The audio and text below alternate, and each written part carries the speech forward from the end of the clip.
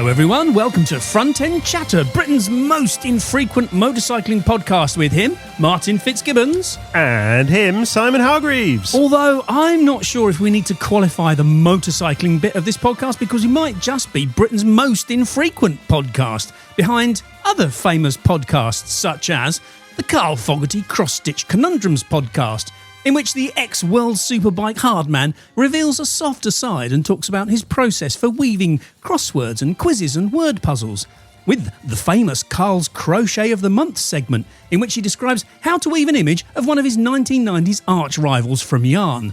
The last one he did was Scott Russell, the loudmouth Georgian. Although why did Carl choose to crochet him wearing a pair of Michaela's frilly knickers? That's never been fully explained.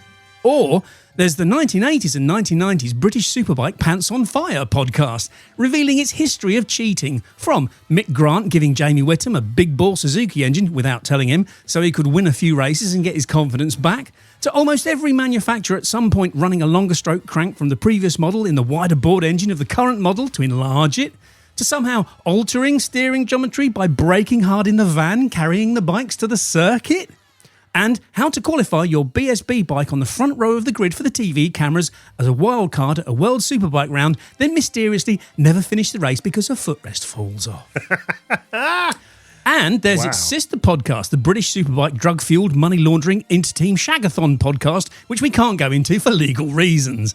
But by far my favourite is the Bike Magazine Does Benidorm podcast, in which former editors of Britain's biggest selling bike magazine get together in a grimly English-themed pub called the Horse and Groom on the Costa Blanca to snort mountains of coke, throw typewriters out of the window, have nervous breakdowns, alienate every other editor in the building like the entitled prima donnas they were, shack the editorial assistant in the broom cupboard, embezzle thousands by generating invoices for non-existent freelance contributions, and make the most talented writer Bike Magazine has ever had redundant in a catastrophic error of judgment, then sounder minds rehiring him in a tale between the knees mea culpa a decade later. Actually, I'd really like to listen to that one. That would be a good one. Good, actually. I was just trying to think who would be the most entertaining stories from Bike Magazine's editorship history. Well, I mean, it definitely wouldn't be the 2020s. No. But yeah, I mean, the 2000s, I feel like I just caught the tail end of it. I don't think the editors were doing anything that wild in the 2000s, but the 90s. Well, the 70s. I mean, 70s. Well, yeah, being incarcerated in America for drug running. Yes, that's quite a big one. That's a story. There's a story there. Anyway, all of which are slightly less infrequent than Front End Chatter. I was going to mention the Bennetts Bike Social podcast. There's probably been loads of them, too many to count. Anyway, while we're talking about Bennetts, Britain's best bike insurer, let us once more give thanks to Lord Bennetts and his whaling fleet for supporting this very enterprise to which your ears are currently attuned. And to bikesocial.co.uk, the world of wokey cycling on the web and home of a zillion discounts and offers on tons and tons of motorcycling kit. Insure with Bennetts to become a Bike Social member or fess up 60 quid a year and you'll find discounts on a huge range of biking kit and caboodle. Over 150 of them, such as money off at Sports Bike Shop on a lot of selected items, money off at Halfords, money off light locks, RST jackets and suits, Nolan lids. I've got a Nolan. I've got an Oreo 330.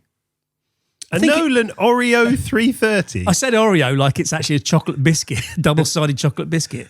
No. You know, if you Google Nolan's Oreos, you get an incredibly dark video of the 1980s singing. Oh, it's gorgeous. It's kind of a carbon fibre thing with gold bits on it, and lovely. It fits perfectly. I love it. Anyway, and various Oxford products kit, rider training, zero fit thermal kit, exhaust, levers, bike protection, Denali lights. The list goes on and on. On and on.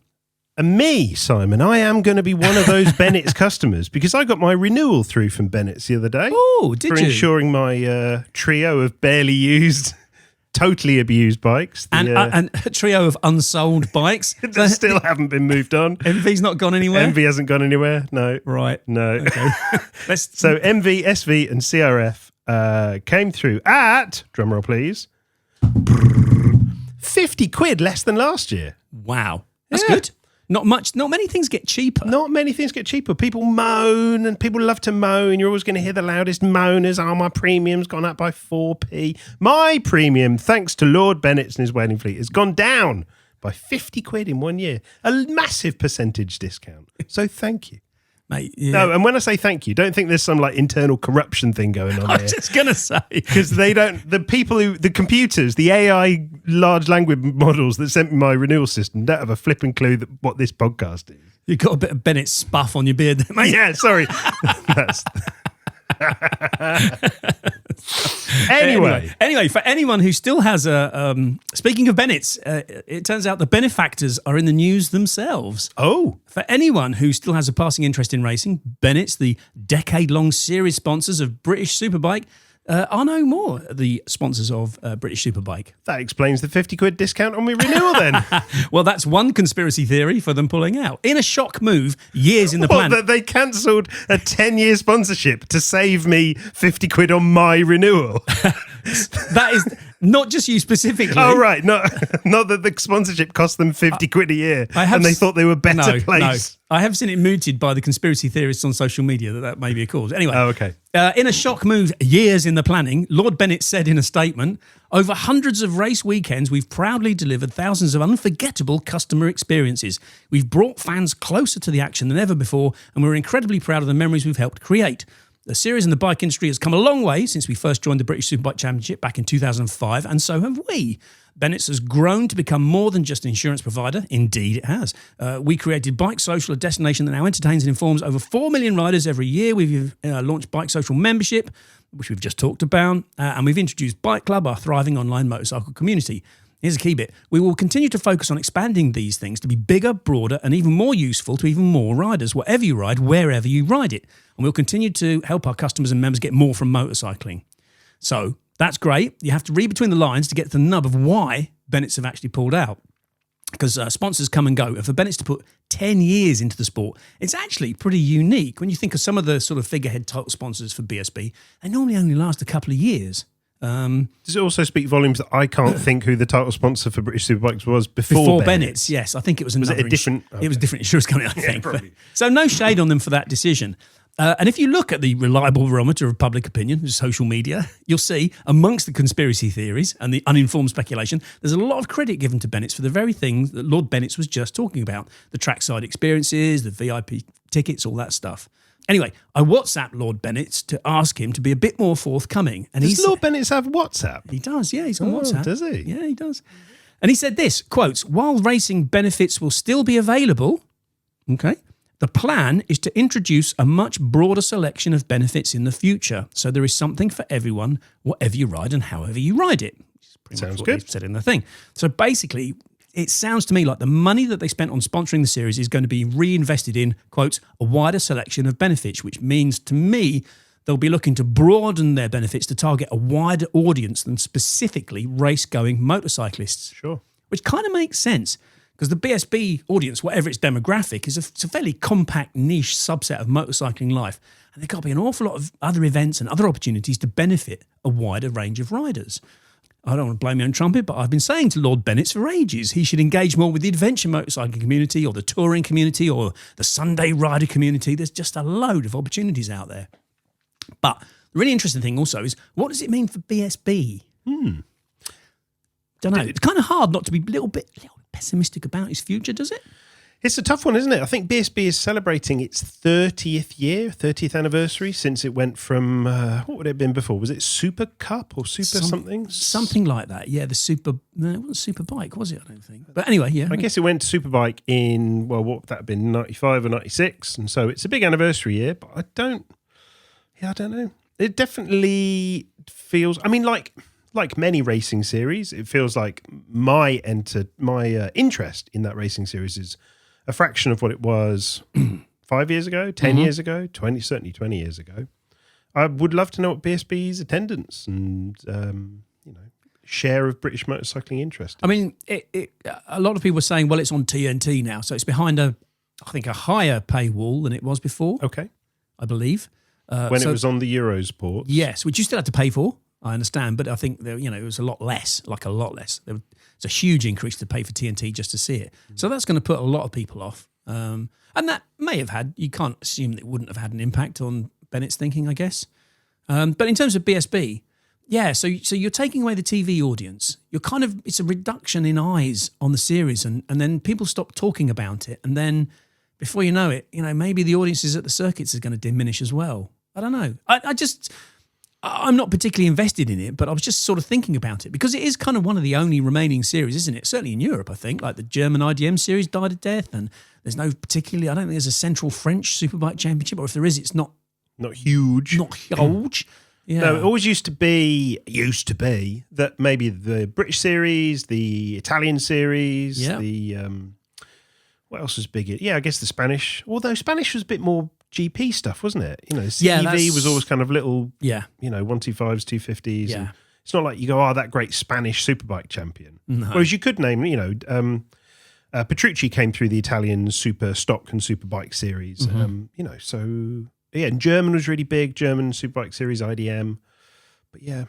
And even, I remember Canada used to have its own Superbike series. Australia had a Superbike America series. was huge. Australia was huge. And then there was America, of course, North America. So, globally there was quite a lot. I bet there isn't a domestic racing series on the planet that's absolutely thriving with like massive, bulging pockets and tons of audience. And I bet everyone's finding it tough. I take sort of no glee or pride or enjoyment of the fact that Bennetts have made this choice to not sponsor BSB anymore. I think that we should support our, as British motorcyclists, if you still want there to be racing in the country, you need to go and support the biggest domestic racing championship that's interesting. there is. But you think about what Liberty Media are doing with MotoGP, apparently, again, not particularly following very closely, but my understanding is they're trying to broaden its appeal to non-motorcyclists in the same way they did with F1. Sure. Do you think there's any scope for BSB maybe trying to look outside of motorcycling to draw an audience somehow? I don't know. I'm just sort of thinking.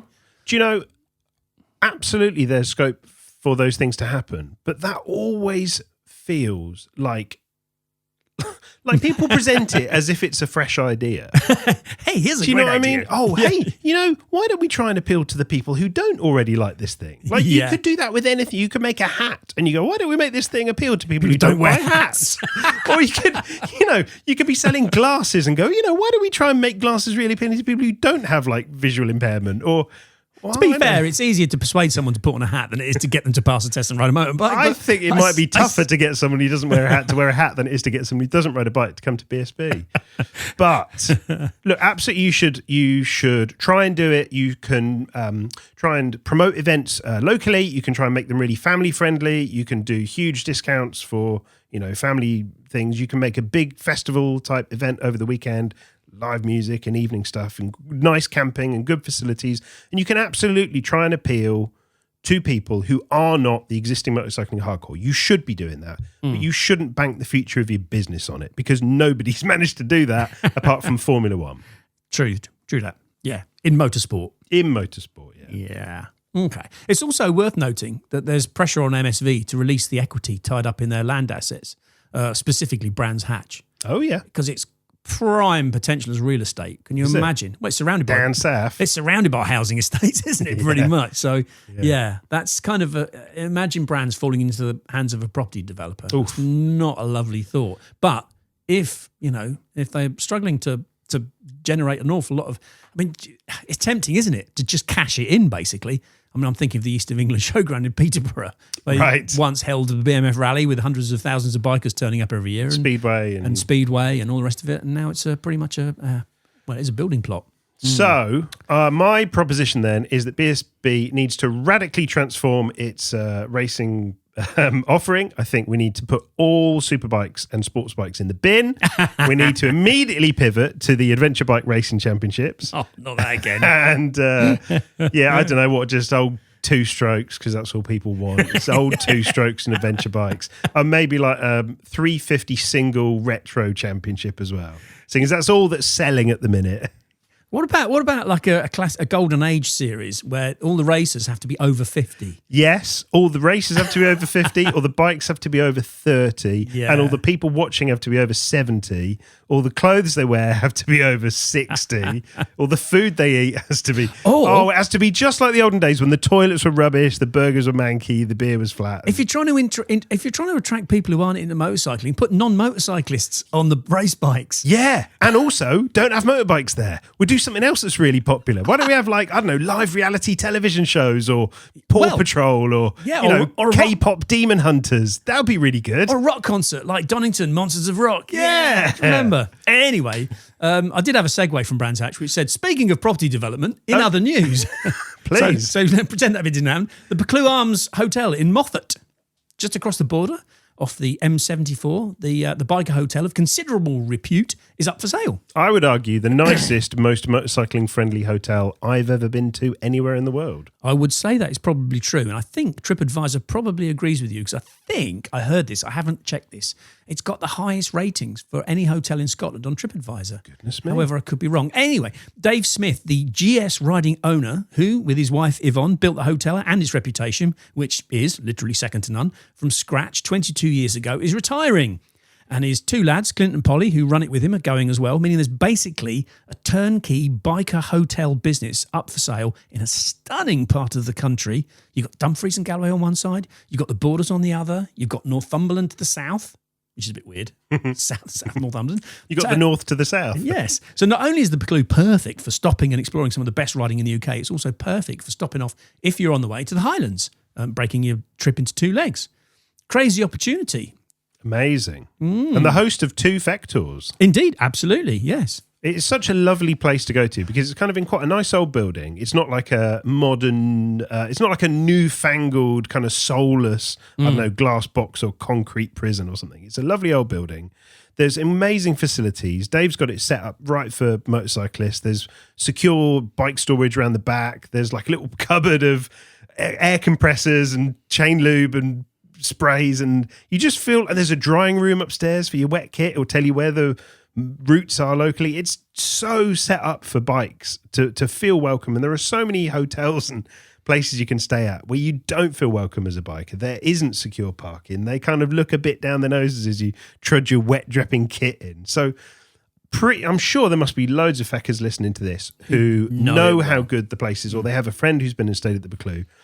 And yeah, what Dave's offering is the opportunity for you to take that over with that reputation and that established thing. And not just like, there's the key now, F off and do whatever you want with it. But he's also offering some kind of assistance in the transition from the current ownership to you being the new owner. Not you, Simon, although I think many people would like it if you were the new owner. But if you are a fecker out there listening who'd like to own Britain's best biking hotel, what does one have to do? One has to talk to Dave Smith. If you're seriously interested, not just a casual interest, but if you're seriously interested, he actually put his phone number out for you to ring him. And the number is, are you ready, folks? Get pens and paper. It's 01683 263 791. I'll say that again. It's 01683 263 791. Alternatively, a much probably easier thing would be look up the Buccleuch Arms Hotel in Moffat. Yes. In Moffat is really important because there is a Buccleuch Arms Hotel over the other side near Jedburgh. Oh, don't go with that one. Don't phone him up and make an offer. Actually, I understand that's for sale as well. Oh, is it? Which might make you wonder what's going on in Scotland. But anyway, so yeah, give Dave a ring if you're seriously interested, because it is a turnkey business. You walk in and the whole thing is there. He's got forward bookings for the next, 2, maybe 3 years. And it really, really, you cannot imagine a hotel more suitably positioned to benefit from the local amenities of Moffat, which is a beautiful place. It's just the right size as a little town. And then, the scenery around there and the riding around there is some of the best in the country. So it's obviously in our interest as motorcyclists to ensure that it stays in the hand of a dedicated motorcyclist. And obviously it's in our interest to ensure that it stays in the hands of a fecker, because then they will invite us back for future FEC Tours. It would be a great shame to see it turn into a Wetherspoons. We want Lord Bennetts to get involved and buy it out. I didn't say that. It crossed my mind, that with all that money, they're saving for the Raceway sponsorship. Anyway, good. However, if you can't make it to the Buccleuch, you could always make it to the More's the Merrier FEC Tour instead.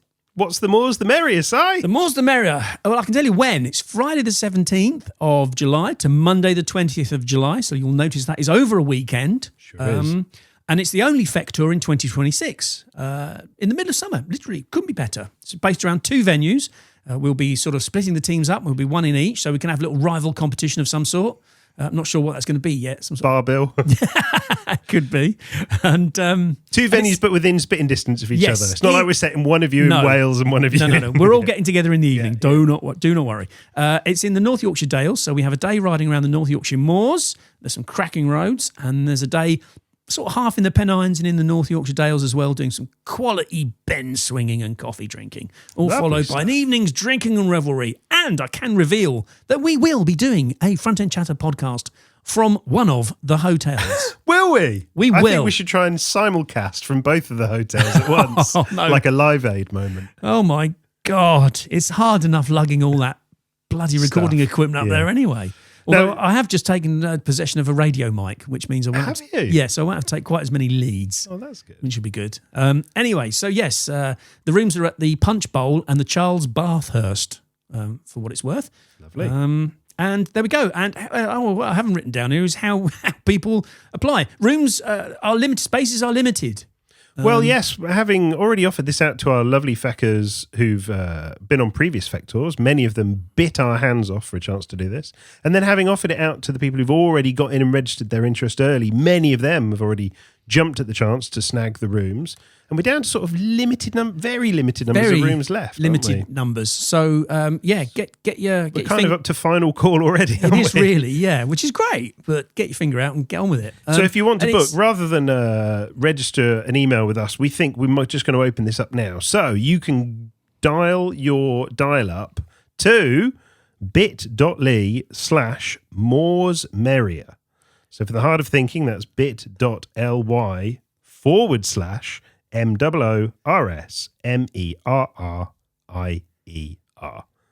bit.ly/Moorsmerrier. See, I'm glad you spell it out because I'd be going to type in BITLEE.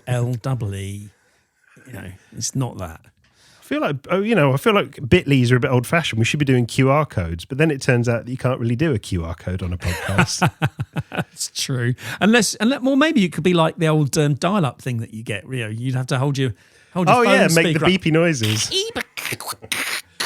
It's going to be lovely. It is logistical limitations mean we can only run one tour this year, but it's the best tour that we're going to put on. It's going to be in the middle of summer, which not all FEC tours have been. No. We've done FEC tours a little bit early in the year and got lucky with the weather. We've done them a little bit late in the year and not got lucky with the weather. But this one's smack bang in the middle of summer. It's just going to be the best chance we're going to get for some glorious weather in the best riding in England. It's going to be great. And it is a bit weird sometimes. You feel like you're asking people to sort of like book things in the summer, in the middle of winter, when you kind of look out the window and go, oh, it's a bit cold and nights. You want me to get on a bike and do what? Nights are long and the days are short. And that's it. Just remember how glorious it is in the middle of July, how hot and long the evenings are. That's what it's going to be like.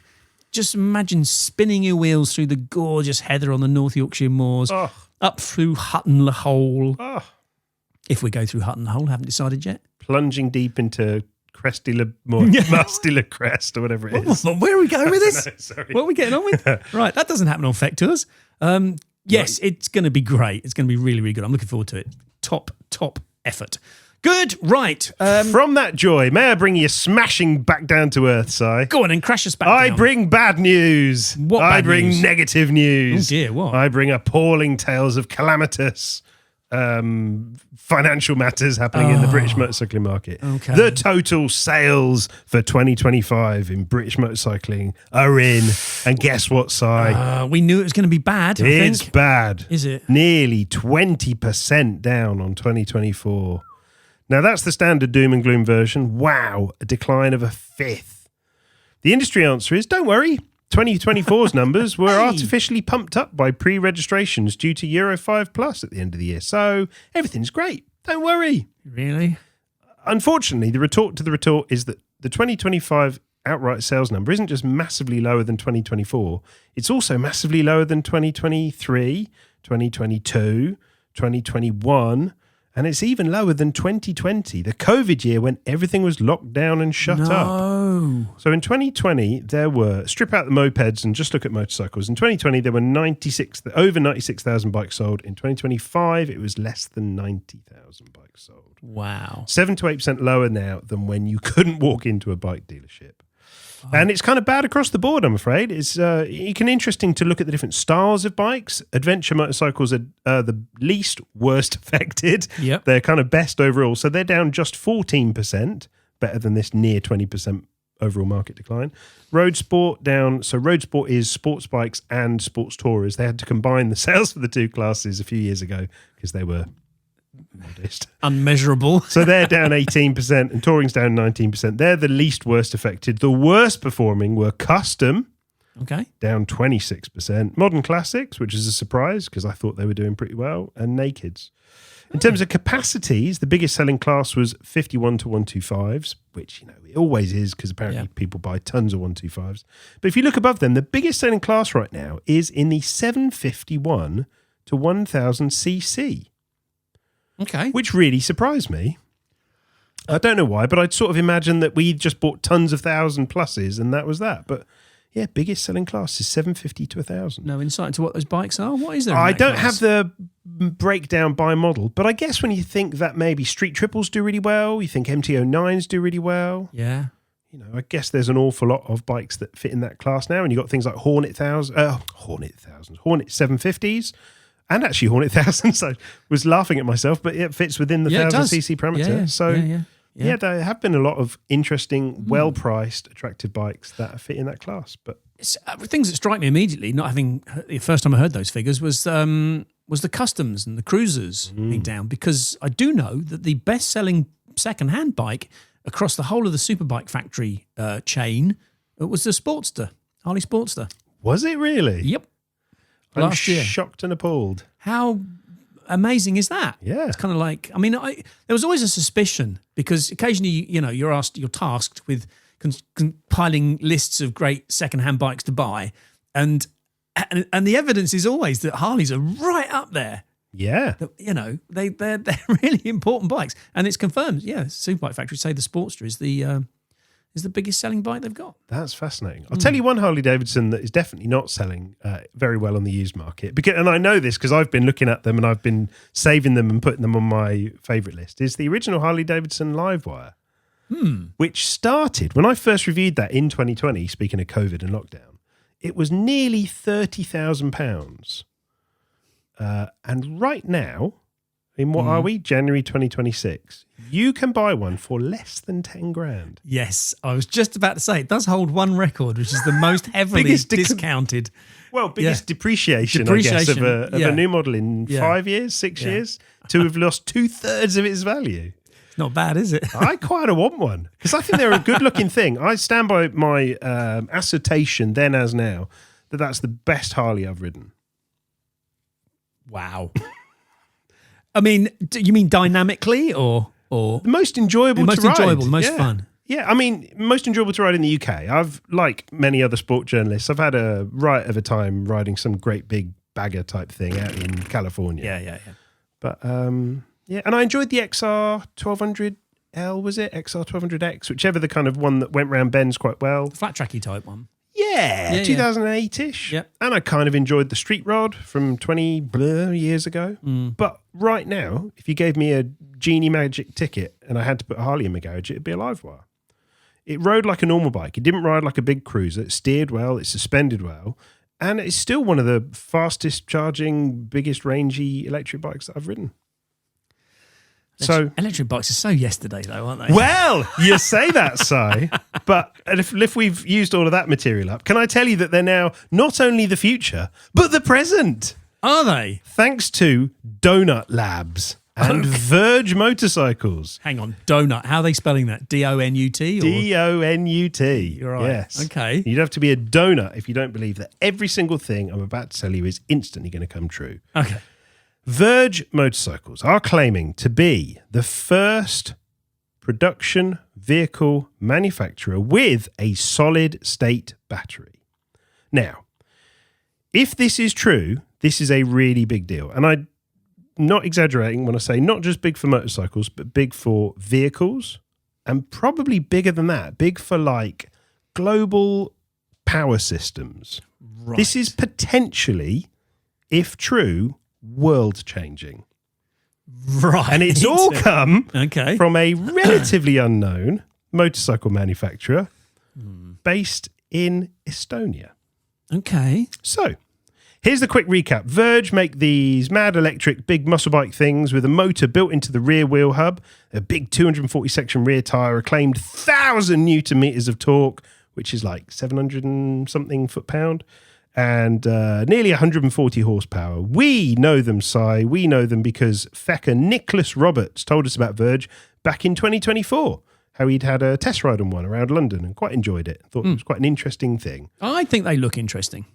Popular German YouTubist Mark Travels has also put some miles on one, almost 7,000 miles in 2 months across Europe. Okay. Riding across UK, Sweden, the Baltics, and all the way back to the Voge factory in Tallinn. So we do know that they actually make some bikes, bikes that work. And this isn't, actually happen. Okay, still quite niche and still quite expensive. They're kind of £30,000 bikes. Yeah. But like all electric bikes, they struggled with range, they struggled with recharge times and all the worries about battery longevity and where the materials come from and all the rest. But no longer! Because this donut solid-state battery gives the headline figures of 10-minute charging. Wow. Up to 370 miles of range. Wow. They don't catch fire. They're made from materials that are abundant worldwide. The implication being no lithium, no cobalt. Okay. No more expense. The cost doesn't affect the motorcycle's price switching to this new solid state chemistry. There's no added weight. There's better energy density, so they can fit more cells into the same space. The batteries are more durable. They're apparently good for 100,000 charge cycles. Okay, right. And they're available now. Okay. Is this, you know about battery technology, is this, do solid state batteries exist in the world? They exist in very small numbers of production, of pre-production prototype levels. They are not mass-produced by anyone, not even the massive Chinese companies like CATL or BYD, not anyone in Japan like Toyota, who's been promising them since 2010-ish.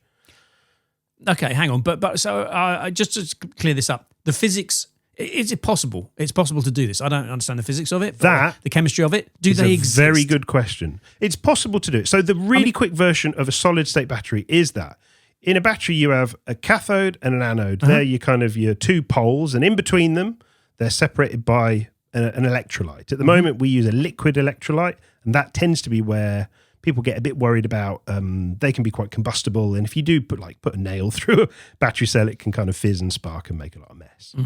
The idea of solid state is that you change the liquid electrolyte for a solid material, so it tends to be some kind of ceramic or polymer or something like that. And the advantage of that, the last time I checked in with a proper expert who knew what he was talking about, was not that the electrolyte material makes things better, but that the electrolyte material allows you to fit a different type of anode. And if you make your anode from solid lithium metal, that's like an even bigger garage to put your cars in. That's an even bigger space to store your ions or whatever you need to do. Yeah. And that, in turn, is what gives you the extra energy density. Yep. So yes, theoretically possible, very complicated to do, very expensive to do, very hard to mass produce at the moment, or so we're told. Okay. But it's not, it's a bit like it's an advanced technology that has been done. It's been done in a lab. It works. We can do it, but it hasn't been scaled. Sure. A bit like, I don't know. Quantum computing or something. Carbon-free petrol. Okay. Yeah. Or, carbon-neutral petrol. Right. You can do it in theory. Very hard to scale up and do it at a modest price. Yeah. This isn't what I'm saying. It's not science fiction. It's not someone going to build a dragon. Yeah. Okay, cool. So it does exist, but who are Donut then? Are these the people that make the battery claim to? Donut and Voge are owned by a pair of twins or a pair of brothers, I think. Maybe not twins. That's not true. But anode brothers, and cathode. Yeah, anode and cathode. Pair of sisters. That's the funniest thing I've ever heard. But nobody really knows. They're a very small firm. I think they're Finnish. But it's like promising everything all at once. And that's kind of what makes it so hard to take on merit. Because this whole announcement was made at the CES, which is the Consumer Electronics Show in Las Vegas. Oh, okay. And they had this big stand, and they had these kind of various different cells and battery packs on display. They were promising that they could put them in motorbikes, in cars, in drones for static storage. Basically, oh, we can do anything. We can make it in any shape. We can make it for any application. It's just not infinitely, but, essentially usable for decades and with no degradation, with a completely linear charging curve. So normally when you charge a battery, you have to kind of slow the charge rate down at the end. No, this will go from 0 to 100% in minutes. It's just so much. The reality, from what I can understand, from what I've read and heard from other battery nerd experts who were there and watching their videos and reading their reviews, is that all of the batteries display cases were actually just kind of empty. There wasn't actually any chemistry on display there. Right. They haven't actually announced what the chemistry is. They've told us what it isn't, that it isn't lithium. Yeah. But they haven't said what it is. There's no independent testing data for this. No. Okay. So there should be some skepticism. Yes. There should be some question marks. It's merely a claim at this point. It's merely a claim at this point. And not just any claim, but it's like a tiny motorcycle manufacturer, like Buell or like or Norton. I was trying to think of a small company that's still in business with not a lot of financial support behind it at the moment, claiming that they've built a 1,000cc bike that makes 400 horsepower and 200 miles to the gallon and doesn't cost any more, and it's available today. I thought you were going to say it was like Norton turning up to a bike show with a supercharged bike that didn't have an engine. Yeah, I wasn't going to... Christ, I remember that. What was that? That was a supercharged 650 twin. And it didn't have a supercharger, did it? It was hidden under a fairing, and we poked around it. And the hose wasn't connected to anything. There's no supercharger there. Okay, fine. Yeah, good. Okay, so okay, the jury's out on all this then. It's we're very skeptical because this is an incredible technology, and you can't help imagining that if somebody had developed this battery technology, not the first port of call would be an Estonian motorcycle manufacturer. Yeah. It might be something a little bit more... I know, Si, that you're a big proponent of electric bikes. I know you've been banging on about them on FEC for a long time, but I'm just asking you to hold your horses a little bit about this. Just sort of temper your enthuusing until reality lands, until you have a key in your hand, and until you can do 370 miles on a... Because that would interest me. Recharge time... flipping interest me too. 10 minutes, 370 miles, where do I sign? That's fine. Yeah, I'm happy with that. Electric, don't care. See you later, petrol. Shame, never mind. I quite enjoyed the nose and the smell and all the rest of it. But yeah, I'd go with that. Now that might save British superbike racing. Whoa, yeah. Because it's having watched electric bike racing at the side of a track, it is a hard thing to watch. I know, but think of all the places you could store loads of drugs and other stuff. All right, good, excellent. Speaking of drugs, again. Speaking of new bikes, speaking of drugs. Okay. Let's go to drugs. Let's go, because it's a segue. Let's do it. Have you seen all the Grand Prix bikes that have been discovered? I didn't know anything about this until you pointed this out.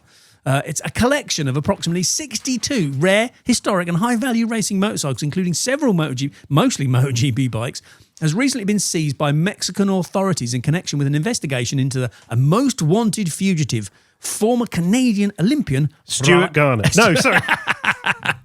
Lord Bennetts. No, Ryan James Wedding, which is his name. Oh, okay. So Ryan James Wedding is an alleged, or apparently a fugitive narco kingpin, which is a good title to have. He's not a nice man, apparently. He's apparently involved with murders and all kinds of stuff. So yeah, not a nice chap. Anyway, the collection of these bikes, estimated by the FBI to be worth around $40 million. Yeah, all right. Was found in storage in Mexico as part of a transnational drug trafficking and money laundering investigation. Wow. So, yeah, the bikes that were found, I mean, blimey, have you seen the list? I saw the one picture that's done the round on the internet, and there are some spicy meatballs in there. There's good stuff. There's some four-stroke MotoGP bikes. There's Valentino Rossi's Ducatis are in there. Jorge Lorenzo's Ducatis, Loris Capirosi's bikes, Andrea Dovizioso's bikes, Rossi's first Aprilia RS125, Marc Marquez's championship-winning Moto2 racer, the Kalex. There's some classic Honda Grand Prix bikes. There's an ex-Ron Haslam Elf Honda. What? Yes. There's an ex-Freddie Spencer Honda NS500. Wow. They've got a Ducati Supermono, which is slightly less exciting because, there are only 65 of them, but there you go. Capirosi's Desmo Sedici, Iannone's Desmo Sedici's. What else have we got? There's a couple of other bikes. Oh, Foggy's 1994 916 is in there. We've all got a Spencer NSR 500 as well as his NS 500. Oh, wait. Wow. Scott Russell's Kawasaki ZXR 750. Oh, Scott's back again. Gobert 750. Muzzy Kawasaki's I knew there'd have to be a Gobert bike in there. There has to be, doesn't there? Yes. He's behind it all, even though he's not here. Virginio Ferrari's RG 500 from 1979. So there's some classic bikes in there. I'm pretty sure I spotted a Paul Smart's replica. Well, I don't know if it's a replica. You can't really see. It looks like there's a Paul Smart bike in there. There's definitely a bike. There's an NCR Ducati that's got M. Halewood on the screen. So I don't know what that could be, possibly be. It's amazing, isn't it? It's unclear how this man obtained such a valuable collection. I mean, I can have a guess. He probably exchanged some money for them.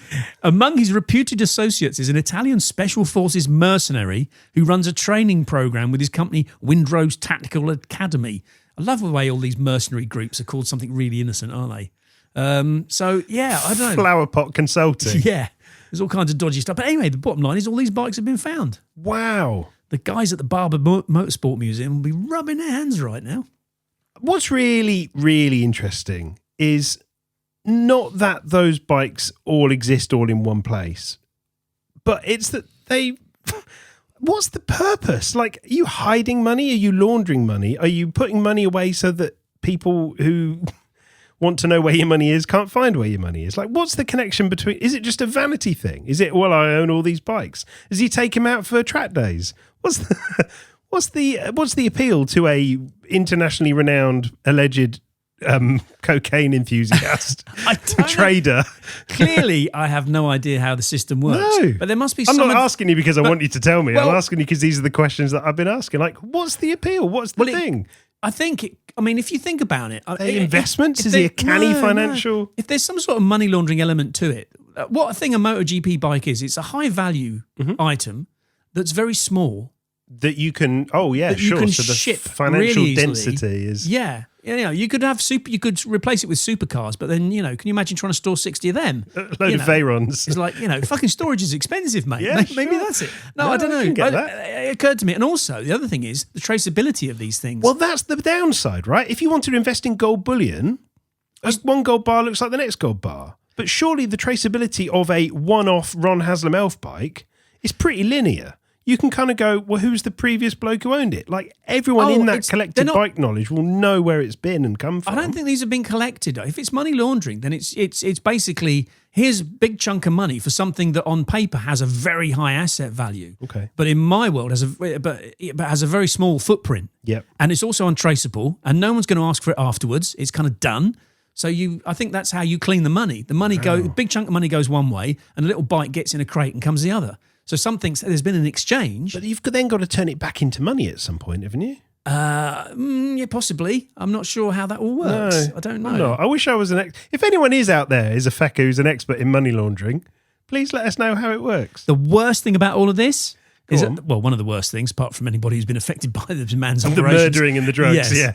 The bikes are currently being held as evidence, and their final fate means they could either be stored, auctioned, or destroyed. They won't be destroyed. You say that, but there is precedent for precious race bikes being destroyed, mostly by the manufacturers who race them. Themselves, yeah.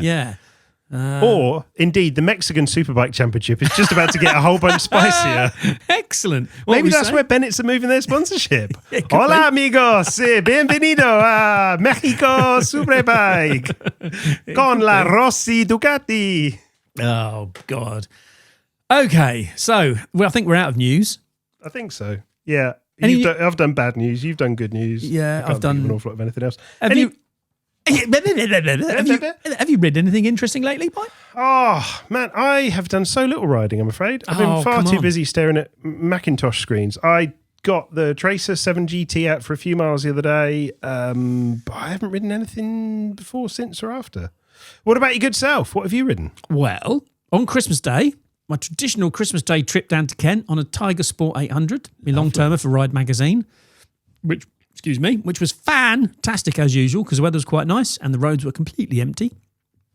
And I think it's safe to say that's the fastest Tiger Sport 800 on the M11 ever. Very good. Far, which was great. Coming back on Boxing Day, again, it was like a normal day. It's like, where are all these cars coming from? It's Boxing Day. What are you doing?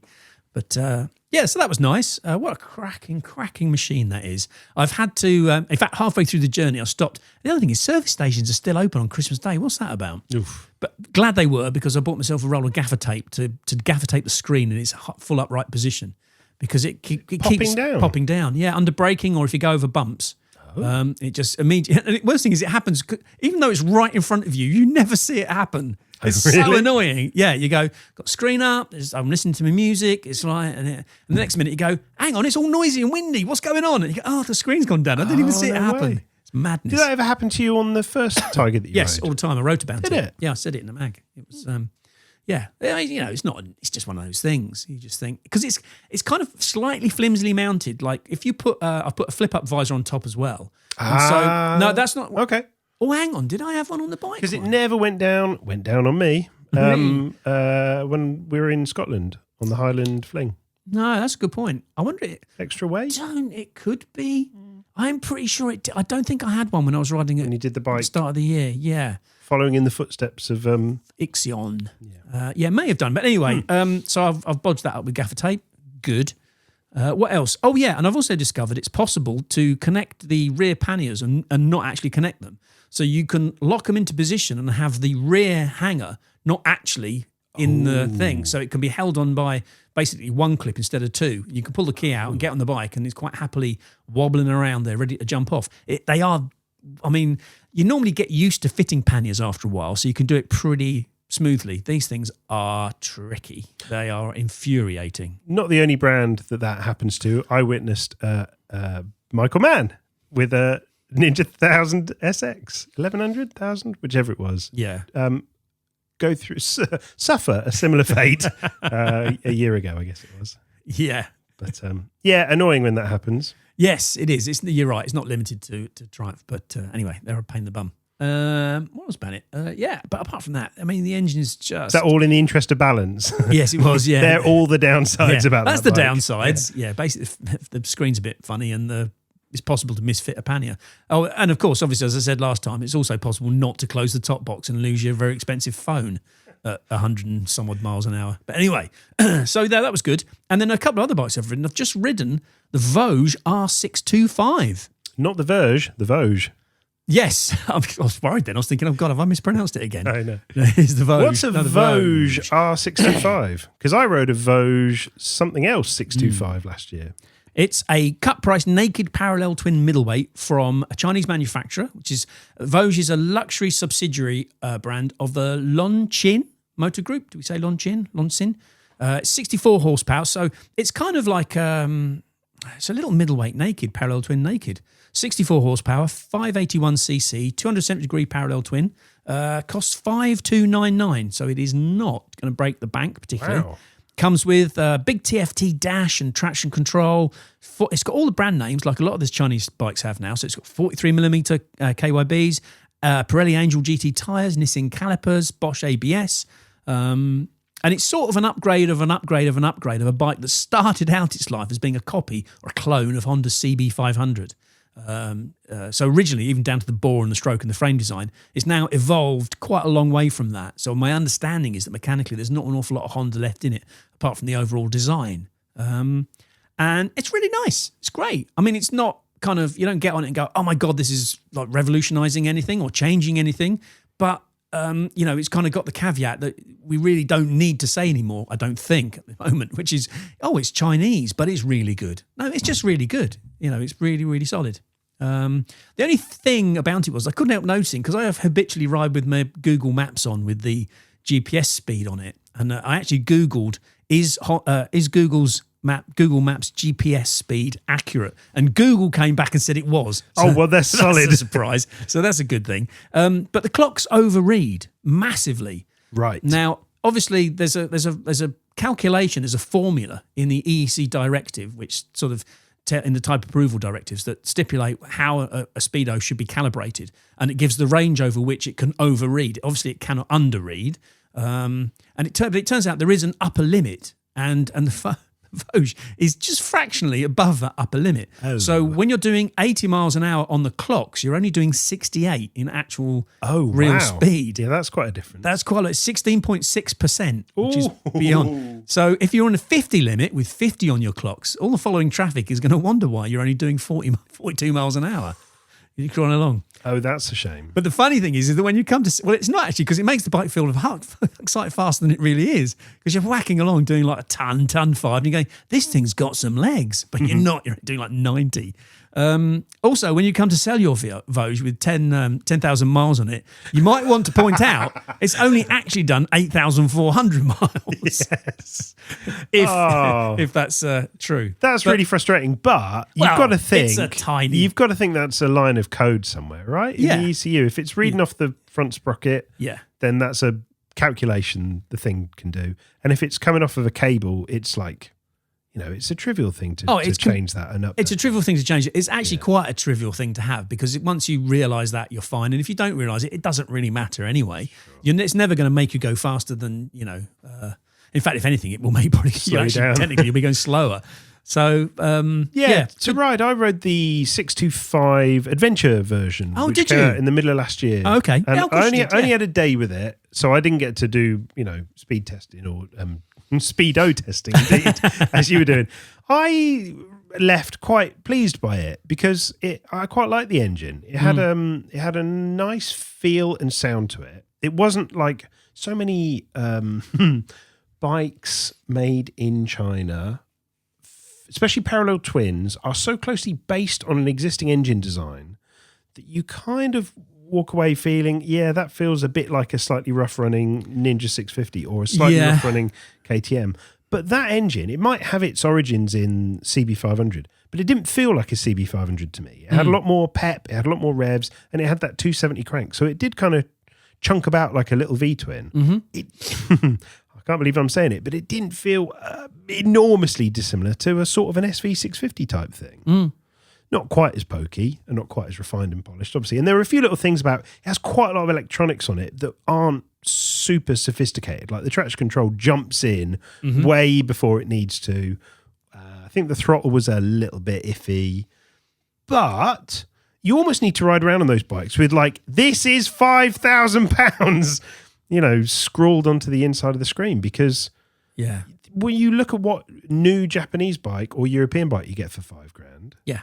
It's that sort of really relative thing. Yeah. I mean, there's something else worth mentioning, actually, which was I rode this for MCN. I've no idea if it's been published yet. Couldn't tell you, because we don't get MCN in. I mean, I can't say that, can I? In Chatham Manners. I'll edit that. You can beep it out. Yeah, I can beep that out. And wherever we happen to be. Where was my point going to be? Oh, yeah, that's right. And the other day I was out with Matt Wildy for a ride magazine, and he was riding let me get this right, because I wasn't paying attention because I was riding something else. So was he riding a QJ? QJ Moto, and I can't remember the actual model name, which is something else we've got to do. We've got to learn a whole load of new acronyms. I think that is their kind of 500 CB500 equivalent. It's like an SRT 500 or SVT 500, one of the two. And it's less than $5,000 brand new, which is unbelievable when you look at the equipment. It's got 3 aluminium boxes. Wow. It's got the full luggage. It's kind of loaded with tons of gadgets and gizmos and everything you want to see. And it's some really quality stuff, like the handguards have got alloy stays. Not just plastic. Not just plastic stuff. Right. It's alloy. It's really nice. So it's quite impressive on a lot of levels. But one thing Matt did point out, he notices the gear lever was falling off when we hadn't been tightened up properly. And the front brakes, we think the front wheel had been put in without lining up the calipers properly, so they squeaked. There was a little bit there was a little bit of disc wobble. Things like that, which is almost like a PDI issue. I was going to say it's kind of, I think if you have a Chinese bike, you need to be fairly familiar at a really basic level, but more probably than you're used to, with spanners and screwdrivers. Not to the level where you're pulling an engine apart. That's not what I mean. It's just kind of making sure that everything's nipped up, because the infrastructure behind the bike when it gets to you is maybe not quite as comprehensive as other manufacturers might have, more established manufacturers. So I think that's one of the areas of these Chinese bikes. It's like, the bike's great, the quality's great, okay, but What's the second-hand value going to be? Where's it going to get serviced? How well is it going to be looked after? Not by me, but by someone else. It's those little things perhaps might come into play. Dunno. Good point. Anyway, complete contrast. The other bike that I've ridden this month is Kawasaki's new Z1100 SE. Oh. The return of the quack. So that's a return of the quack. Once again, that's a bit like taking two Voge engines side by side then. If that's got an inline-4 with 1100cc, it's not far off. No, I suppose it could be, yeah. But it could about twice the power. More than twice the power. More than twice the power, more than twice the price. That's for sure. But is it twice the bike, Simon? Yes, it is. Oh, okay. So, potted history. So the old 1043cc Z1000 was canned in 2020, replaced by the 948cc Z900. Correct?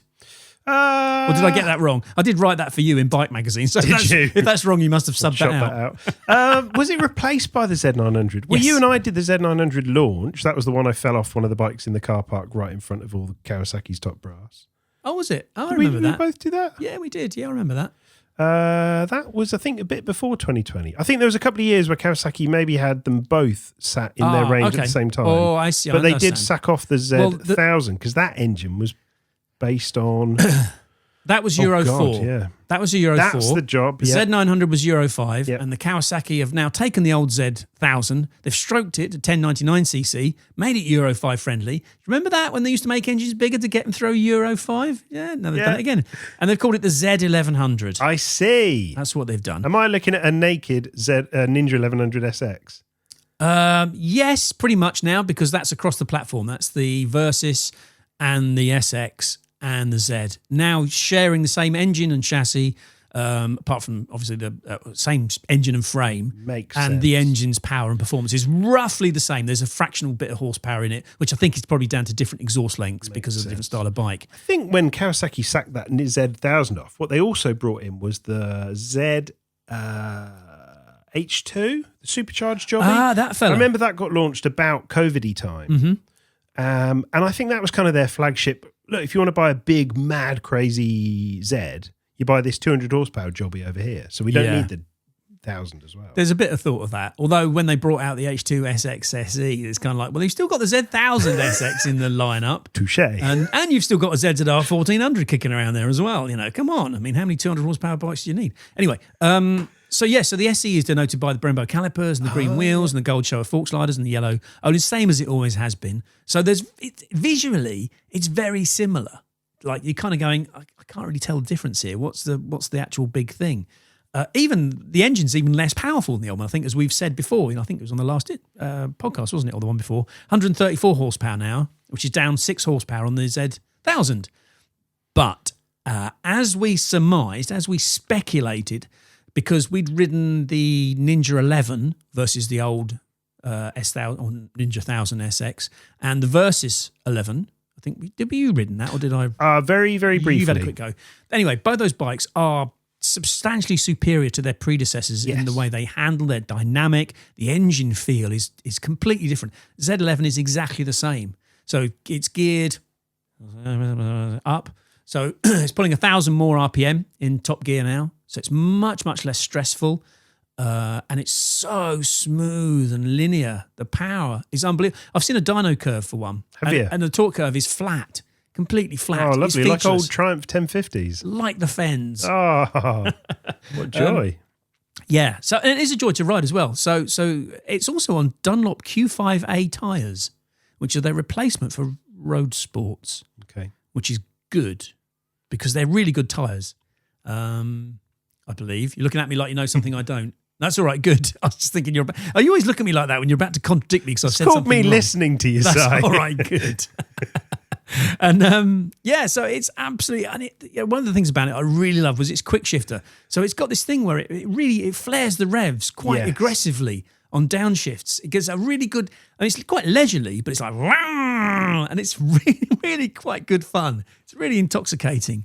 And the steering on it's now sorted completely on those tyres. It's gorgeous. All of those things that Kawasaki couldn't quite get polished right over the years, whether it was the handling on the Z1000 SX, whether it was the quick shifter on that first Versys Z1000, which felt like stepping on an upturned baby turtle. Yes. Whether it's the basicness of the Z1000, which actually never had any electronics on it at all. It never had traction or anything, really basic clocks.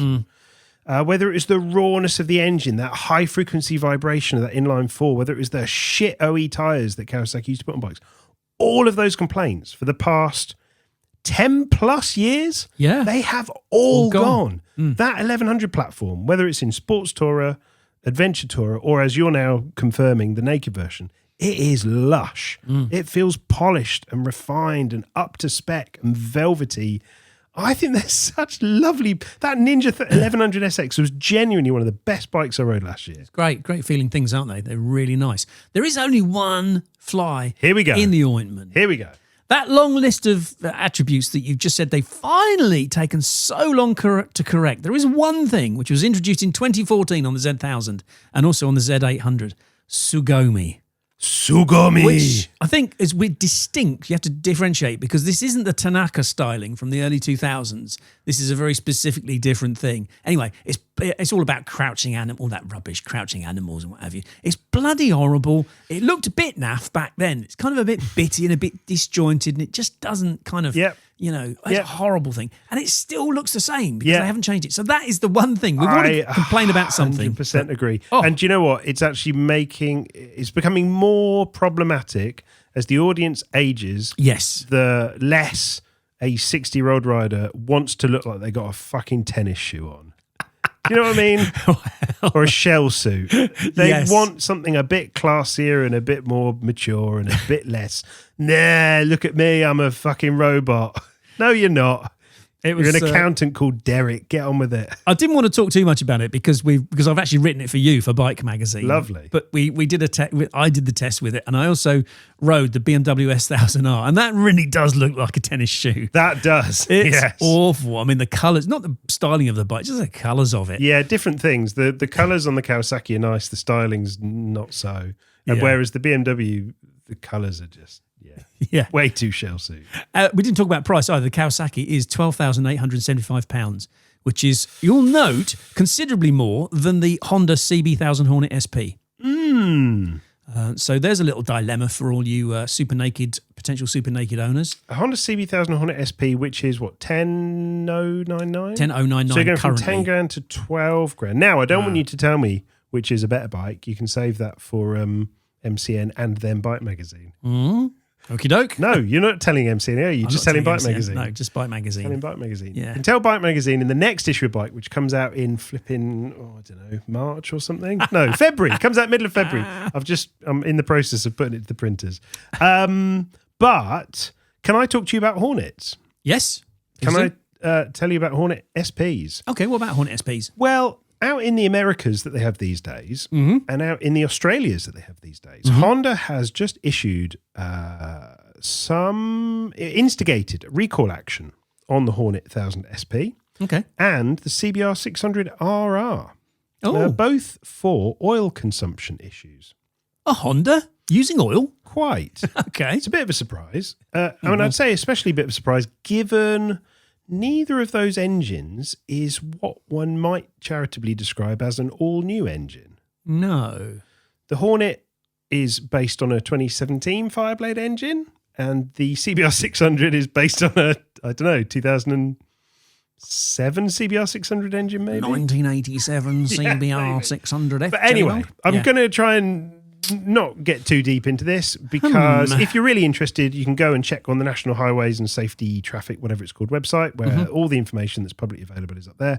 I believe the recall has been announced by Honda America in America and Australia in Australia. Nothing yet as we speak these words has come out in the UK or Europe, but I'm led to believe that there will be an announcement in the very near future about it.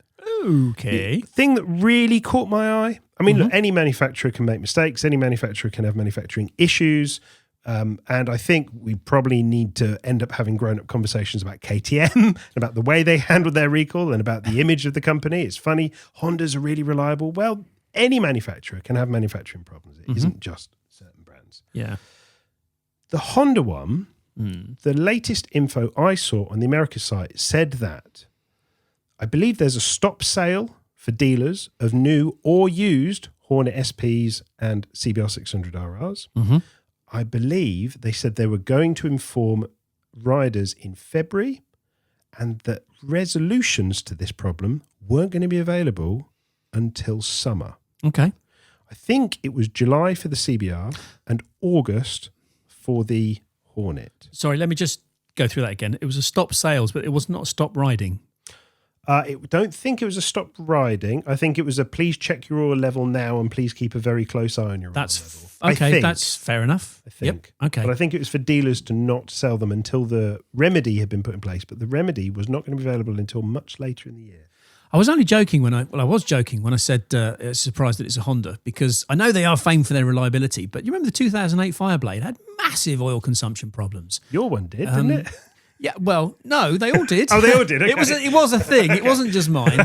It carried on. I was being a bit cheeky, but thank you. Yeah, I mean, I wouldn't be surprised if it was just mine, but no, it was others. In fact, I don't think I ever checked mine, so who knows? But no, I did. I'm kidding. Yeah, it was a problem for them. 2008 Fireblade. Yeah, the 08 okay. blade. Yep. And I'm pretty sure when you're flicking through Facebook and owners, users groups and all the rest of it, I'm pretty sure I've seen sort of bit of noise about another Honda model. I can't remember which one it was. Interesting. It wouldn't take long for a quick Google to find out, which I haven't done, sorry. But yeah, okay, well, again, I mean, Honda got... all manufacturers have got a pretty good track record of how you deal with this kind of issue correctly. And that sounds like like hands up. They're getting on with it. Get it fixed, get it done, get it back out there and get on with it. Yep. Hopefully. Good. Well, I guess people who've got Hornets will be... And I assume you were saying SP. Does this apply to the Hornet 1000? Very good question. Probably should do, I would have thought. I guess it would. That is a guess. It might be that the standard Hornet wasn't on sale in the States. I don't know. I'm totally speculating / making it up. Well, unless they're built at a different factory and it's an assembly issue, then you'd think it would be the same things. It's the same engine pretty much, I think. I think so. So keep your eyes if you are a Yes. 2024 on CBR 600RR or 2025 CB1000 Hornet owner. Keep your eye on the, internet. How do people get their information these days? Bike magazine. What are you saying? Ride magazine. MCN. Yeah, keep your ear to the post. Get the proper information, not some semi-speculative garbage on social media. Good grief. I mean, Speaking of semi-speculative garbage, shall we do the FEC sack? Yes, let's do the FEC sack. Right. So we've had a few emails into the FEC sack responding to our chat last time out about how fast you've been on the road. I can't remember. Did we exhort people to write in and tell us how fast they've been? This came from us announcing the one and only FEC Tour, the more's the merrier, and then also cogitating, speculating and accumulating on whether we could also put on an event called Fast as FEC. Which is brilliant. Which is a lovely idea, but we have made absolutely no progress in making that thing happen. But the idea was going to a big runway and all just going banzai down a runway for the day, which just all at once, simple pleasures. So then we said, people don't get a chance to go and ride their bikes really fast, or do they? So I'm not sure if we should read out these names. I think we should just do first names only. Okay, so okay. I was going to try and spoonerise them, but actually, spoonerising Anthony's name is really difficult, so I can't. So let's just call him Anthony. Hey, Tony. He says, hi, guys. Thanks for a great podcast. I was listening to 219 and you foolishly asked people to let you know our highest speeds. Well, caveat, these are all read from notoriously optimistic standard speedos, which we've just been talking about. Funnily enough. Not Voge speedos, though. Anthony says, I have a GSX-R 1000 K6. Oh, they're classic. Oh, yeah. Which I bought new in March 2006 and still have. It's done 42,000 miles, although only about 10,000 of that is the last 10 years. That's really good going. I was 38, said Anthony, when I bought it, and still of weak will. So I can confirm that it would bump into its 186 miles an hour speed limiter, as it did on a couple of occasions. Crikey. Nice one, Anthony. He goes on to say, I would also do 172 with a 5'7" passenger. What? Fast forward to 2014 and I got carried away and was doing 175 miles an hour. And within a week, I had a court summons for 76 in a 50. I shat myself at the consequences of having a ticket for 175 and I only rode my 98 CBR 600 for a good while after that. Anthony says the last time it was up to 165 plus, which it still seems to do in the blink of an eye, he says, was 2 years ago. Yes, 55 and still weak of will. And then goes on to list a few more achievements. Kawasaki GPX 750R sometime in 1989, with me being a speed-crazy 21-year-old, 155. Oh, wow. Yamaha X-Up between 94 and 96 at 170, or 162 with a 6-foot-tall passenger. Can you imagine sitting on the back of an X-Up doing 162? No thanks. Oh, Anthony, I've done that on an X-Up as well. ZZR 1100, of course, the D model, £500 eBay purchase, 165 miles an hour. Right. God, I hope you went over that with the spanners first. Imagine that. Again, yeah, same with the ZZR. It's good, isn't it? Anthony, how can we actually read this out? I'm not sure if we can do any of this. Right, it's just all a work of fiction. I know it's all fiction, but it's Anthony's surname is Indianapolis, yeah, and he's AI, right? Yeah. So it's all fiction. It's all hallucinations. I know it's all fiction, but I wasn't thinking of him. I was thinking of our reputations. Well, what should we do? We should just read them all out, and then at the end say this is all awful behaviour, and we don't condone any of it. Let's do that. Okay, good. Anyway, Anthony goes on to finish off. He says, you were also talking about bikes with speed limiters, probably for stability, and how Kawasaki don't allow panniers and top boxes on the SXs, so they probably aren't limited. Well, I had a 2017 Z1000 SX for 2 years, and I don't actually know how fast it will go. Maybe I'm getting a bit more responsible after all. The Z is geared for about 165 miles an hour at the red line in top and makes about the same 140 horsepower as an X-Up. So it could make it. Maybe I'll have to find out, he says. And then he goes on to say all of the above figures were, of course, obtained on unrestricted stretches of German Autobahn. There you go. There you go. That's the first one. Lovely That's not bad. That's not bad. Now, obviously, we're going to carry on with the trend of just reading out the readers' first names because that really anonymises them. So Nathaniel says, in answer to your question on FEC219 about top speeds, having inherited my grandfather's 2001 Honda Blackbird and him having never troubled its top speed, on a warm, clear night at around 1 a.m, somewhere in the middle of England, just past the Swingers Club. Okay. I managed to see 176 miles an hour on the dash before a little bit of poo came out because everything was happening so fast. It was only afterwards that I realised I was within touching distance of the top speed. I thought you'd say within touching distance of cloth. I do feel the strong pull of a warm summer evening in 2026, unfinished business and all that. Yeah. I have taken each of my bikes to the top speed. It's like a rite of passage. Absolutely. My 2001 FZ6 took me to an indicated 159 miles an hour. All very exciting. And my Interceptor 650, is that the little Royal Enfield chugger? Yeah. Yep. Took me to an indicated 105. And that was by far and away the most life-affirming. Excellent. 105 on an Enfield. Apparently not far from where it would actually have been speed tested by the sounds of it. That's good. I'm not sure about FZ6. I bet they could do 159 miles an hour or pretty close to it. What was the 01? 01 was before it went fuel injected, so that would have been the old Thundercat job. It's still an old Thundercat engine, yeah. It might be good for it. Anyway, and finally, Dave says this year I rode he probably did ride 100 motorcycles in 7 countries and 4 continents. What a year! Dave says the fastest I have ever ridden was 170 miles an hour on the AP68. Phew! That's in Spain. That's okay. We can get away with that for almost an hour. On the second, hang on, let's just do the maths on that. 170 miles an hour. For an hour. How far would you go? Yeah, I did that once. On the second... flat out for a full tank? That was kind of the idea. Let's not go too deep into that. Wowzers. That was funny enough. That was abroad as well. The first ever was 170 miles an hour on the AP68 for almost an hour on the second day of the return from the FEC España last year. Couldn't wait to get away from us. It's a good thing there's loads of Daves who are on the FEC España trip, so we've totally anonymised. That's a good point. Don't worry, it's in Spain. You can do it. With panniers and top box on a Pikes Peak V4S. It's all right, there were loads of Daves who were on the FEC España on a Pikes Peak V4S. It wasn't until much later that I learned the boxes are speed rated to only 120 miles an hour. Oh, God.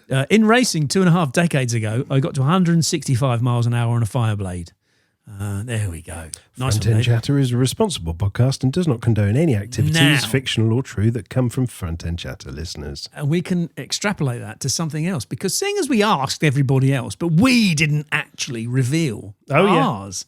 So, what is your fictional top speed on a fictional road?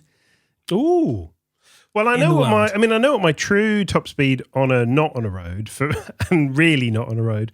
The fastest I've ever been on a motorbike. I'm sure we've done this before. We did, but it's 189 miles an hour on a data logger on a BMW World Superbike at Monza. Yes, I remember that, and I remember that because I forgot to mention that I'd done over 200 miles an hour on an H2R at Wittering runway. Whoa! So I'd forgotten to mention that, but anyway. That wasn't the point. Fictional top speeds on fictional roads. Yes, that's what I think mine is probably on a GSX R1000 as well. Probably on a fictional bit of dual carriageway, not too far from here. Which year would that be then? Be an old one, will it? That'll be a K9 or something, or an L1, 2001, 2, 3, 4, 5. Do you 2010, remember? 2012. Did Roop have one for a year? Yes, he did. Did he have a GSX R1000? He did. Yes. It was a K7? K7, it was. I think it was one of those. A fictional Roop had a fictional K7 long-termer, and we might have been fictionally young and fictionally really curious to see what it would do. Fun enough, I've got a fictional picture of a fictional Roop on a fictional GSX-R 1000 K7 with an on-board shot of him doing a fictional quite fast on the Case to High Road. With a very not fictional photographer on the back. Fictionality. Anyway. And your good self? That's good. I mean, obviously you are famed for your GTS 1000 speeding endeavours. Yes, that was a good one. That was 100 and...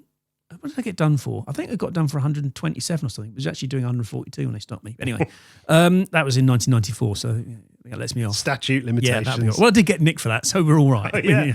Saved your crime. Probably Hayabusa in around about 2003. Fictionally had it off the stop so many times. The speedo sort of runs out at 185, but it was geared down, so it's kind of hard to tell. But it was basically on the limiter for a long time, regularly. Yeah, probably if you change the gearing enough, the rev limiter will kick in at 70 miles an hour. True, yes.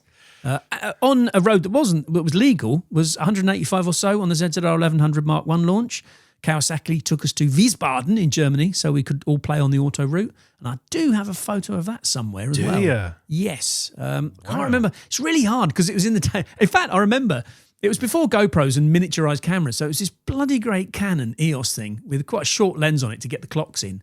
And the photographer, I'd wanted this picture, but the photographer on the launch didn't have any mounting kit for it. So I remember we strapped it with gaffer tape onto the tank and it had to sit on top of a Tupperware box to get the right height. Angle. Yeah. And so I was riding on this auto route and it's actually quite hard because there's traffic moving around you and a tiny dot in the distance, which is in one lane. It's a 2-lane motorway. It suddenly could quite easily, by the time you get to it, at an unfeasible velocity, have decided to pull over for whatever reason. Now, there's a pretty good traffic discipline, lane discipline in Germany, but it was still a little bit like, this is really fast. And you keep looking at the clocks to see how fast you're going, to see what the camera's recording. And then the other hand is pressing the fucking remote release. Shutter release. So it's sort of like, is a bit dodge. While also you're not able to tuck down because there's a camera where your head should be. Yeah, you're always like, why are you pulling your head off? It's it's quite something. Have you been on an autobahn, a genuine autobahn, on anything modern in sort of recent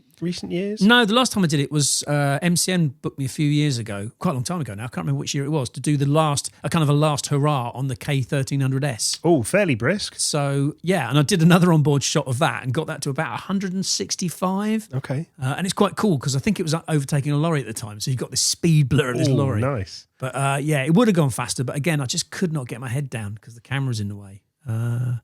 So yeah, that was all good. And I've got a fictional little movie of a 2008 Fireblade showing 180. Past a school? Past a fictional turkey farm. Morgue. All right, okay. Right. Yeah, it was fun that time. I remember putting a fictional camera on my fictional Triumph Daytona 650 and then Daytona 675 and riding like an absolute tit because it was sort of, like you said, pre-GoPros, pre-everyone having GoPros. I had like a little Christmas present digital camera that had a video mode in 320 and 240. Oh, wow. And I went out and rode like a tit, big wheelies and scraping everything everywhere and came back and was like, look at this, I've done a video. And then you go, what are you going to do with that then? Yeah. You're going to put that online, are you? Yeah. No. I can rewind the clock, right? So in about 1993, we decided that we were going to make the Performance Bikes video. Of course. So back then, the camera was a camcorder style unit that we had to put in a backpack. So I had it in a rucksack. with a cable that came out over your shoulder and came down to a pencil cam. I say pencil, it's kind of more like a marker cam because it's quite a big long thing, that's 6 inches long and quite chunky. And then we'd sort of, I can't remember how we've mounted it on the tank, somewhere or another. Anyway, I stuck it on the tank of a ZZR 1100. Funnily enough, it's sort of it would have been a D1. It'd been the first one, and I went out down. I'm going to say this. I went out down to the Al Walton back road. So it's where you come out of the office at where PB and you go down this sort of B road. And at the bottom of the dip, it was doing 150, indicated 155. Came hurling up the other side. And I remember I was doing some stupid thing like slipping the clutch to make it go, I can't remember, something daft. I was really proud of it. I came back and we were watching it in the office, PB office. And there was myself and Rupert Paul and I think there was John Robinson was there watching it. And I was kind of watching this thing and this on board and it's like this. And it's like, what the fuck? And Robbo sort of looked around and he thought, I thought the idea was to make us look like we knew how to ride, not that we rode like twats. And I kind of coming from John, that was a ultimate spike in the ego. That was a like, yeah, all right, mate, calm down. Wow. Did the footage ever get out? Did that go on a Video Nasty? I don't think that went on a Video Nasty because what happened to all that stuff? I don't think any of that stuff did. I think the first one we did was about 3 or 4 years later when we actually got a film crew in to do it. But I know that I had a copy of that recording on, I can't even remember, is it 8mm, 16mm? I don't know, a specific type of video cassette. And I spent like 10 years looking for it. Like, where the fuck did it go? I know I had it somewhere. I cannot find it. I could not find it. And in the end, I just gave up thinking about it because it was too painful. But it would have been brilliant to see that again. Yeah. Really, really good. I think I've told this story before. Stop me if I have. But we also had... we had a stunt cock on the magazine called Stephen Marlowe, who was an unemployed plumber we used to get him to ride the bikes, and he did things like try to get his elbow down on an NSR 250 at Three Sisters and crashed it, and then it made a bit of a mess and all the rest of it. But anyway, one of the things we did, we gave him this video camera, and he went out on an RGV 250 to record himself going really, really fast on it. And when we got the video back, he was riding this bike up a short stretch of road, and you could quite clearly see that it was losing power. So he had it flat out, full throttle, and it was going, and everyone watching the video is going, it's going to seize. It's going to seize. And so what does Stephen do? He changes down, and he keeps changing down with full throttle. And he's going, and sure enough, eventually he goes, stop, and he's at the side of the road, done. And we're thinking, oh God, Stephen, you utter twat. And so for years, he'd carried this offence with him. Until about 3 years ago, I was talking to the ex-editor of PB, Rupert Paul, who for some reason chose that moment to reveal it was actually him riding the bike and not Stephen Marlowe. And all this time... he took the brunt for it. We'd all been labouring under the illusion that it was Stephen riding, and it wasn't. It was Roop. Which is classic Roop. He must have been labouring under the burden of that guilt for decades. The guilt that he's burdened with, I should think that's the least of it. It's funny. Wow. Lovely stuff. Yeah. We had all sorts of malarkey with cameras on bikes. Anyway, of course, nowadays, you put a camera on your bike, you don't go above 61, do you? Not if you want to put it on social media or if you want to put it anywhere. The mad thing is that the mad action now happens when the photographers don't have their cameras out. That's true, yeah. We're a total reverse of fortunes. It is. There's more titting about on bike road tests now when the photographers aren't pointing the lens at you. And as soon as the cameras come out, you change and you calm down and you ride smoothly and with your body language nicely. And they put them away and you start popping wheelies. It's funny. The imperative on and this is a bit inny, but the imperative on photo shoots is so different now to how it used to be. Yeah. Because I used to spend hours trying to find a bit of tarmac where I could get my knee down. That was all it was about. Yep. Was like being able to crank the bike over and look as exciting as possible and pull the biggest wheelies, the longest wheelies. If you had to pull a wheelie so the front wheel had stopped spinning. So we'd actually learn to pop it up and then dab the front brake to stop it spinning because that made it look like you've been carrying it for miles. Just stuff like that. And it was always, you had to find the best weather for it all. And now it's completely different. Obviously, it's completely different, but knee down is not part of the equation. Wheelies are not part of the equation. Not just not required, but actively not permitted. I remember. Not desired. Sorry, this is getting really. Sorry, this is going to take ages. Can I'm you sure do you've it heard all this. So I remember there was a Honda launch. It was the Cross Runner. You know, the first one that looked like a fridge on wheels. Boiled or something. egg, yeah. That's the thing, yeah. And I remember the launch. The Honda PR officer for the UK at the time was a Fiona Cole. And I remember a trip to the airport, or from the airport in a taxi with all the journalists, where she was saying basically Honda are going to choose what pictures they're going to give you from this launch. And if you pull a wheelie, or if you do a burnout, or if you've got your knee down, we won't give you the pictures of those activities. And you won't be invited on Honda launches in the future. And, you know, and that's the way it is. And you can imagine, I mean, today you'd kind of be a bit like, oh, for fuck's sake. But back then, the resentment in the car was palpable. It was seething, you know, and it was like also a bit of a red rag, to be honest.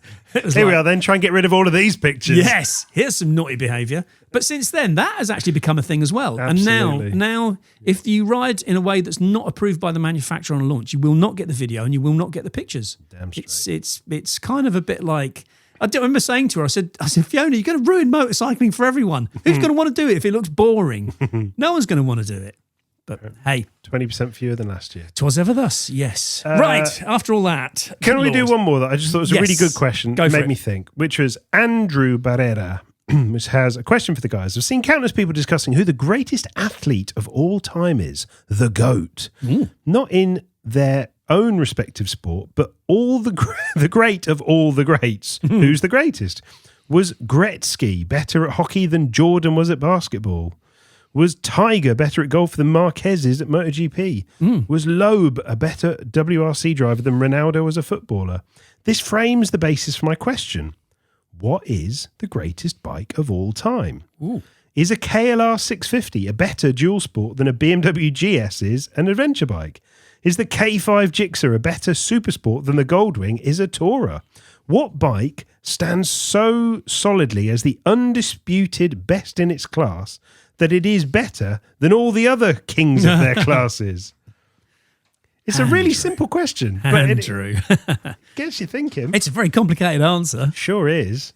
I don't really know where you begin. Well, I mean, my first thing was, are we talking subjectively or objectively? Ah, okay. Did you think that? Because I kind of like, if you want to have any kind of consensus about, you have to define what best actually means and then agree some parameters so you can find a winner based on like actual numbers and stuff. Because when we talk about, I don't know, footballists or basketballists, generally you look at stats, how many goals they've thrown into the basket or something. And then you end up comparing, goals into a basket versus, wins at a MotoGP track. And again, you can't. You go, or he won it every year for 10 years versus every year for 4 years. Or is it some sort of aggregate of statistics, including salaries and, or in case of motorcycles, how many have been sold? Yeah, sure. Does that? Or just pick a bike and argue about it. I think we're going to have to go with the latter, unless you've got a big spreadsheet of numbers. I haven't. So here's my take then. I'd say the GOAT motorcycle, if you like, it's the one that you'd put at the centre of motorcycling in terms of everything. That's performance, engineering, popularity, build quality, living up to various motorcycling ideals. The bike that meets all of those things. And not having ever thought of it, so just like was off the top of my head when I read Andrew's question. If you judge the performance and the handling and the actual ability part of the assessment by modern standards, so it's kind of an objective measurement. So it has to be a modern bike because it's going to have better performance. You can't say it's relative to. I don't think you can go back to the classics. But also it's got to be a little bit practical too. So it's got a bit of throw at it. So I'm going to say, see how we get on with this, a 2010 S1000RR. Because it's still fast. It's it's got 6-axis IMUs. It's modern tech. It's built from lovely materials, deep plastics, nice alloy, well finished. It's sporty for sure, but it's not that impractical because I've toured on it and I put luggage on it. And if you think of it in terms of kind of like an aggregate score of everything around motorcycling sort of centered in, I mean, also in terms of its status, what it signified. So it's actually got a bit of iconic sort of stuff going on as well. There are faster bikes, there are techier bikes, there are more comfy bikes, and there's certainly more iconic bikes, but as an average of all of that, I think make a good case for a 2010 S1000RR. It's fascinating that you say that. Why is that? Well, here's what I wrote. What's the first line on my script/notes that I wrote? Not the first line, the first, under the That's first. a great criteria. First one that springs to mind is a 2010 BMW S1000 RR. No way. Yeah. I tell you what, I came to it with a slightly different reason. That's wow. Because I came to it because I thought, I have no knowledge of the bikes I haven't tested. I'm not going to pretend I do. So my starting point was, in my time since 2003, of all the bikes that have turned up that have stood head and shoulders above everything else in its class, what bikes fit that criteria? Okay. And I don't remember another bike turning up with more immediate impact, more shock, like flipping heck. That thing has done what Voge are promising that their solid state battery is going to do. It didn't just turn up and be a bit better than the last one, or take things in a slightly different direction, or look slightly odd. It turned up with like 30 more horsepower than any of the Japanese bikes, with electronics that we hadn't imagined you could put on a road bike, from a company who had no reputation for building sports bikes. And it changed the direction that, and I guess the Multistrada 1200 and the HP 4 that came shortly after it, totally changed the direction of where bikes were going. I mean, it was ahead of the direction that bikes were going. So that was the first one that sprang to mind in terms of it being the greatest of all time, because I can't think of another litre bike that turned up and was that much faster and that much cleverer than everything else. And I can't think of that equivalent being in I can't think of a tourer that turned up that had so much more range and so much more comfort than the RR had over the other litre bikes. I can't think of another, I don't know, cruiser that turned up looking cooler, or think of another retro that turned up being more authentic, or a commuter that turned up that was more practical. I think that moved the ballpark. Is that even a thing? It's not even a thing, is it? It moved the standards on further than any other bike did for its class. But then I started thinking, I still wouldn't want one, so there has to be a better bike than that. Oh, okay. So that's where I started. And then I thought, well, what other bikes would one group test for a long time? In bike, the second gen Aprilia 210,000 V-twin won bikes Sporty Naked group test in 2006 and 2007 and 2008 against tons of epically strong competition. But that's not the best bike of all time, is it? No. In fact, Bike did a best of the best test in 2006 with a 210,000, a GSX R1000 K6, as it would have been, a BMW R1200 GS, and a couple of others. I think it had an R6 in there, and can't remember what the other one was. 999, that was it. And the 210 lost. The winner was the GSX R1000 K5. So, that also could be a contender for best of the best. Yeah. But I still think the RR turned up with a bigger impact than the K5 did. Yeah. I'd also say BMW's R1200 RT is probably the most dominant model within a class. I mean, that was undisputably the best touring motorcycle you could buy pretty much from the second it was launched in 2005, right through till BMW replaced it with the 1250. Yeah. There wasn't another touring bike that was... You could just stop there. Yeah. Literally wasn't another touring Literally bike. killed the class. It was that good. Yeah. But none of them felt right. So then I started thinking, big picture and globally, what bike turned up that was so much better than all the bikes that were around it that it changed the course of motorcycling history? That level of impact. And I think the RR comes close, but I went back to the Honda CB750. People didn't like it when it landed. It's really funny to go back and look at reviews. No, I'm not buying that rice-burning nonsense. But as far as a landmark that spearheaded a change in who was building the best bikes in the world, in terms of the performance you could expect from a bike, in terms of the number of cylinders in the engine, in terms of how the brakes worked, I can't think of a bike that led to a bigger shift in motorcycling than a CB750. Totally agree with that sentiment from that point of view. But to me, that's just one criteria. That's like doesn't make it the greatest bike of all time. It makes it the most changiest bike of all time, the most rewrite history bike. Yeah. And I'd agree. It's how you measure success. It is that, yeah. Because you could measure it in sales and you could say, well, it's the Honda Cub. Yeah. They sold exactly. 100 million of the things, so that's the most successful. It's an aggregate of all those things, I think. But yeah, the CB definitely is the bike that changed the world. I was thinking, because when you started saying then, I was thinking CB750. What was the other bike I was thinking of? Oh, GPZ 900R. Something like, because in the 80s, that was the bike that changed everything full fairings and top water speeds. cooling, full fairing, all that malarkey. 16 valves, Yes, I know other bikes had 16 valves and water cooling before the GPZ, before anyone says. Well, one did. But I think I'm glad you I like the way you put S1000R at the top. That's funny, genuinely. We could say anything. It's a podcast, we could make it up. We actually planned that, but we didn't. Good stuff. Excellent. Good question. I don't know, what does everyone else think? Let's throw it out there again. Tell us about your top speeds. I still want to know. We need some more. And also tell us about what you think is the GOAT. See? Tell us about your goats. Tell us about your top speeds and tell us about your goats. Good. Right. I think we've covered a lot of ground there, haven't we? I think we have. God, we've gone from goats to... We've been hooligans. We've been thoughtful. We've been historians. Yep.